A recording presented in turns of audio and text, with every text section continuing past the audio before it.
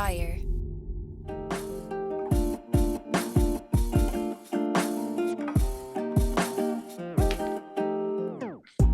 Welcome back to the Kidney Stone Diet Podcast, the show about reducing your kidney stone risk and living your best life. I'm your host and fellow student, Jeff Saris.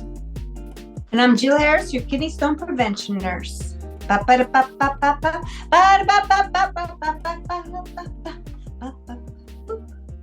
Boop. That's perfect. I like it. You booping the screen? Yeah, I'm booping the screen. I like it. So, what do you say? Should we just dive in this week? Should we go right into a call? We'll reward some audience members who get so sick of waiting for 2 minutes to pass by. Yes, let's just go right to it, baby. Let's go, baby. Here we go. Okay, this is from Steve. Thank you. And I have questions about oxalate and calcium, allergy to dairy, which is my big problem, and I have had kidney stones. And so I'm just trying really hard to learn what I need to know. So I would appreciate connecting with you. Thank you. Oh, Steve, that's a great question. So Steve is saying, look, old lady, I have a dairy allergy. I know you're barking at me to get some calcium every day. How am I supposed to do that? Well, thankfully, there's a lot of non-dairy ways to get calcium these days. There are. So first of all, as always, I'm going to tell you to go to my blog because, you can read about it. But I want to pull something up here, kidneystonediet.com. And if you go to the blog, I want you to see there is an article and it's called Non-Dairy Sources of Calcium. But then if you put, and even if you don't want to go there, you just go non-dairy sources of calcium and Jill, and then you can read all the things that you can get calcium from that are not dairy, non-dairy sources of calcium. So we have here on the blog, kidneystonediet.com, 16 non-dairy calcium sources for kidney stone formers. And I don't remember them offhand because I'm 117 years old, so I'm going to read them to you. There's orange juice. Orange juice. That's high in sugar, even though it's not added sugar. Do you really want 27, 30 grams of sugar in an orange juice glass? Get the 50-50 Tropicana. They reduce the sugar in it. That's a good non-dairy calcium source. You can get canned sardines. Believe it or not, some people like that. God bless, not me. I don't like those sardines. They have I don't like them. I don't like little fish in a can. But that is something I eat. Oh, you would. God bless you. I know. I do think that too. They are a good source of calcium, but they're very salty, people. So you want to get and I don't know if you can get it in the stores. You can get it on Amazon, low sodium sardines. So there's that. Okay. They have calcium in it.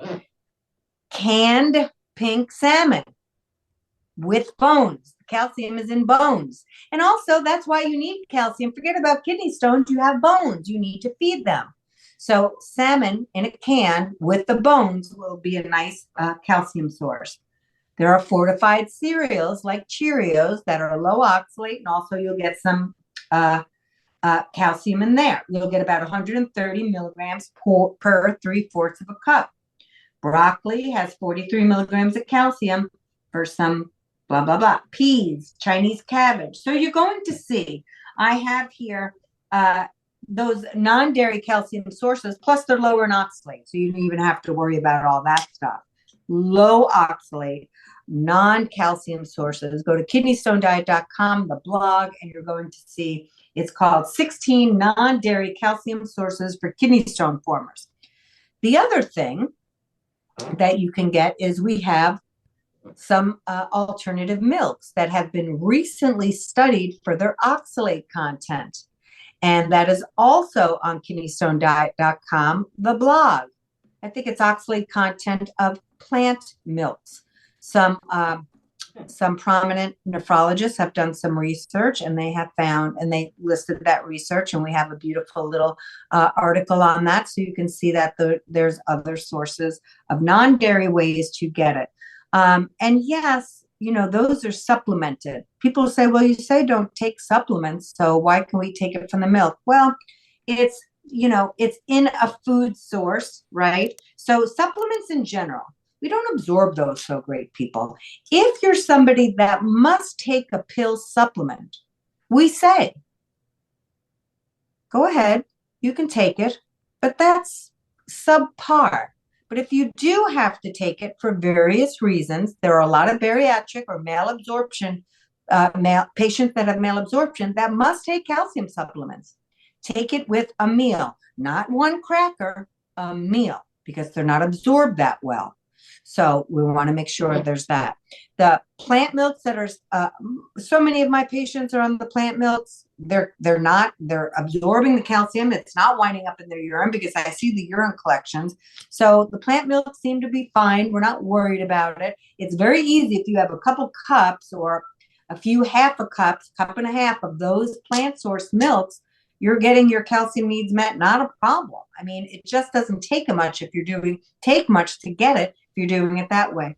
Men and women who still get their periods need up to 1,000 milligrams of calcium a day. Postmenopausal women, up to 1,200 milligrams of calcium a day. More is not better. Get up to your needs, okay? You don't have to do more than that, because typically when we find out a goal, we always think more is better, let's get extra. Well, we don't absorb calcium that great. So just get up to, even if you're getting 800, 1,000, fine. If you're trying to, so because some people will say, well, that 1,200, that's a lot. It's a lot to you because you never paid attention to calcium before. So when you're first starting this, it can seem overwhelming. But once you know the right sources and where to get your calcium needs met, it's so not hard, honestly, especially if you can use dairy. Okay. So, kidneystonediet.com for a great couple articles. There's plant-based calcium sources, and then the plant milk sources. They're there. They're listed. They're all low oxalate options. So take a look at that. Plenty of ways to get calcium. I want to remind you guys that you also have a skeleton. It always kills me that we really don't talk about calcium in our healthcare system until we wind up with bone disease or kidney stone. Then all of a sudden, somebody's like, oh, by the way, for the last 40 years, have you gotten any calcium? It's just something that's not brought up as prevention to get things. So, it's a shock when people start figuring out, how do I get calcium? PhDs, very smart people coming to me. They have no idea how to get calcium because it hasn't been talked about forever. And like Steve, they may have an allergy, or they don't want to eat animal products for many different reasons. They can't do dairy. So now what are they supposed to do? It's not cumbersome. Until you find out, when you have the right information. Sorry, we're taping a lot of shows today. When you have the right information, it's not hard. It's when we don't know what we don't know that things are hard. So this show is about having you understand, this is the way you do this is the way you do that. And then when you know, education is power. When you know, then you can get your control back, then you can start calming down, and you can start putting this together day by day. And it's not that hard once you do it, once you get the information, then put it into practice, and then that magical word, practice, practice, practice, for the rest of your life. It's not a quick nothing. You're practicing a healthy lifestyle for the rest of your life. Don't let the diet industry tell you otherwise. It's not quick and easy. It's not going to happen in 3 months. It's not going to be a rapid anything. You get the information. Don't just collect information too. It doesn't do anything for you until you put it into practice. You practice, you take action, and then you practice for the rest of your life. Enjoy foods, have birthday, Christmas just passed, you had your holiday fare, get right back to work. Nobody cares. It's what we do on a day-by-day basis. If you have something that is higher in calorie or junk food, nobody cares. Enjoy it, get back to work. That's how we roll here at kidneystonediet.com. Yeah, absolutely. Yeah, we're investing in ourselves a little bit every day. It's like, it's not exciting, but it shouldn't be. Like it's not that quick fix, one pill changes everything kind of approach. This is just over time, and it's hard to see over time too. At times it's hard to like perceive what we're doing for or against our bodies. But it's so important. Like this is what we got. This is all we have. So we want to take the best care of it as we can. Yeah, I always say if we were walking around and our organs were, hanging around and we really saw what they look like over time, we would make better choices. I think it's because, chronic illness is what's crippling our healthcare system with the trillions of dollars that's spent on diabetes, obesity, chronic kidney disease, things like that, right? Cardiovascular disease. These are diseases typically that aren't going to kill you right away. It's going to be long-term maintenance and management of them, right? So it costs trillions of dollars to keep people in well. If we just really started at home and which doesn't cost a lot. And I know people will say, well, healthy food is more expensive. It is. It is more expensive. And that's a travesty. And we put a whole nother podcast for that. But eating just better. You don't have to buy friggin' organic. You don't have to buy, kissed by baby Jesus, broccoli. Just get some friggin' broccoli. If you don't have extra money to buy organic, I don't care about that. You all have different wallets. Choose the healthiest food that fits into your budget. Don't be, is dissuade a word? Persuaded? Don't be dissuaded. Don't be put off by people who say you must do organic, otherwise it's not good. Come on. What are people who don't have the money to pay $1 more for extra? I'm going to tell you right now, I'm not paying extra for an organic friggin' avocado at $15 an avocado. It ain't that much. I'm exaggerating. I know, but I'm not doing it. It has a shell on it. I don't care. I mean, come on. The point is we want people to eat healthier. Healthiest? I don't even know what that means. Healthier. Better than you were. That's what we aim for here. Better than you were. And guess what? There's no perfect at the end of the line. So stop buying into that crap. You are better. You are working and striving for better. Practicing. Are you going to be perfect? No. I'm thrilled to hear that. You know why? Because you'd be so boring. I wouldn't even want to hang around you if you were perfect. I'm not perfect. Also, there's never a time where we don't have something to learn. If you think you're done learning, then that means you're done growing.